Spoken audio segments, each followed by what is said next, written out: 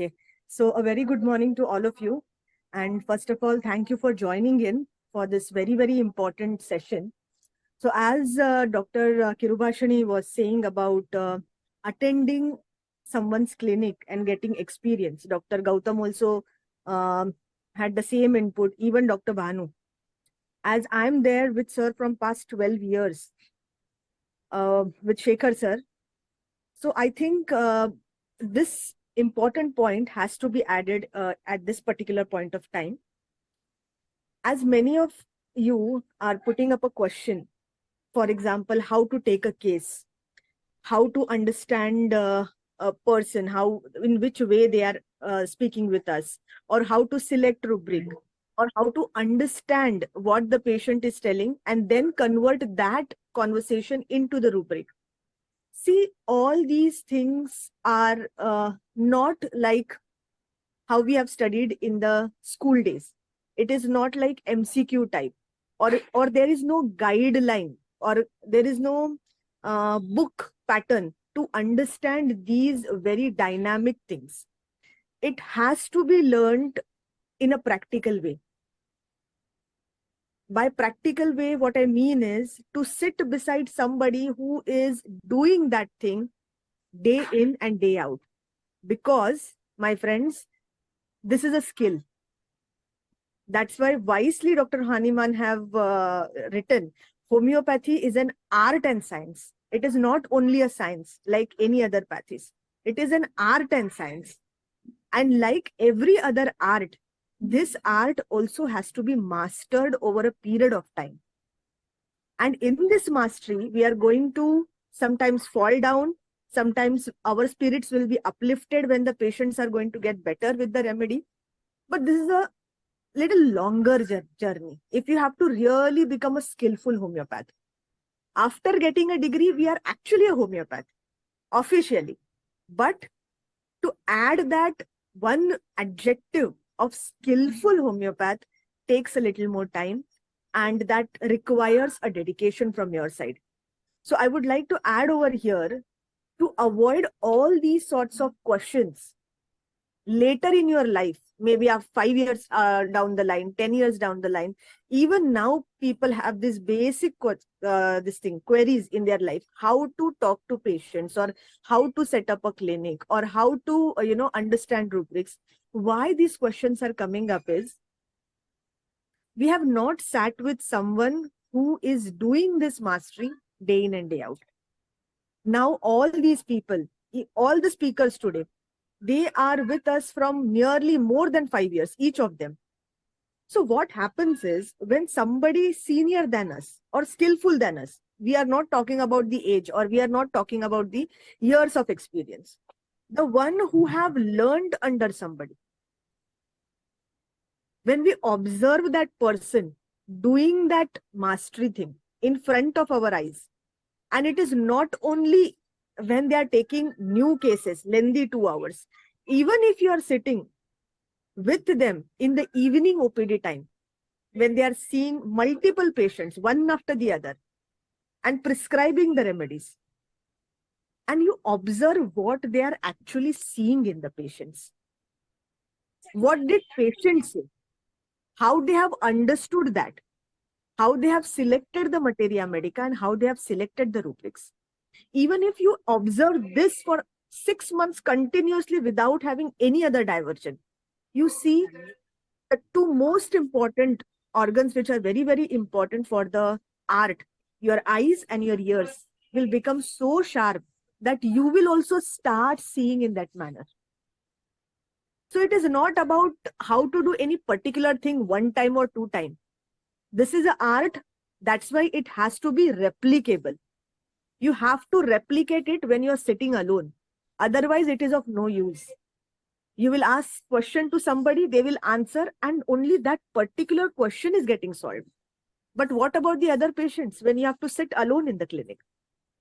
So for that, to get that confidence, get yourself trained after your BSMS, or even when you're doing BHMS. If you have nearby any homeopath, dedicatedly go to their clinic like a student. This is very, very important, because this phase of studentship is so dynamic, so dynamic. It can change entire life of yours. It can change you as a person. So when you're going to anybody's clinic, do not go as a visitor. This is very, very important point that I'm going to tell, because I'm seeing these days students, those who, wish to come for learning, they come as a visitor. They are not involved in the clinic. Please note down this particular word, which is very, very, very, very important. Getting involved in whatever you are doing. You can be just a party to some happening, but you are not involved in that. And when you are not involved, you are not learning. This is very, very important. So to learn something, you have to be inquisitive. Because when you are in the clinic, no one will tell you that, see, open this page, read this rubric, or, read this materia medica. No one will tell, because it's a busy place.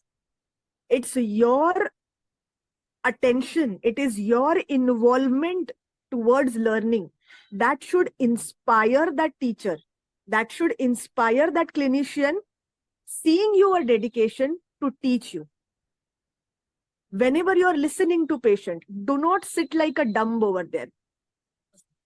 Apply your senses. What my patient have told. Okay, he's telling something about the head. Open the repertory, open the head chapter. Okay, now he's telling something about the pain in the head. Open that particular thing where there is pain in the head. What sort of pain? Which side the pain is? You have to do it, my dear friends.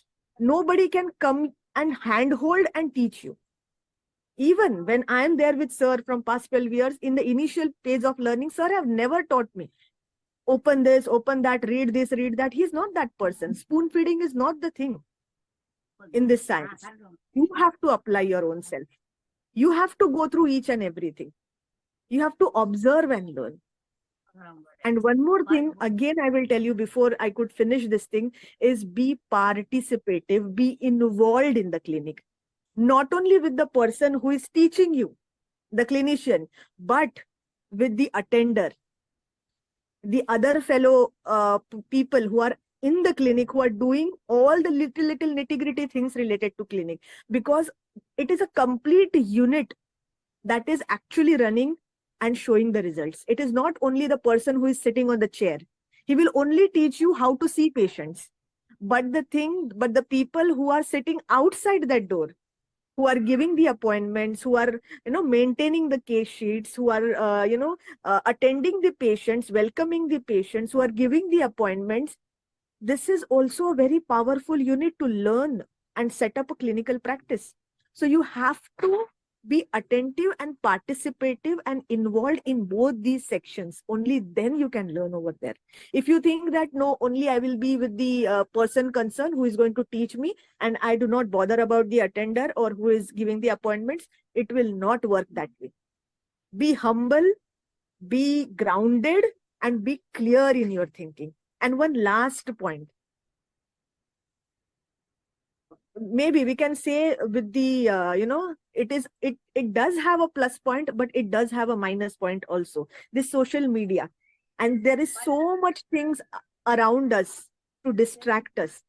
And this phase of studentship requires focus, requires attention. When you are sitting, when you enter the place of learning, keep your mobiles aside.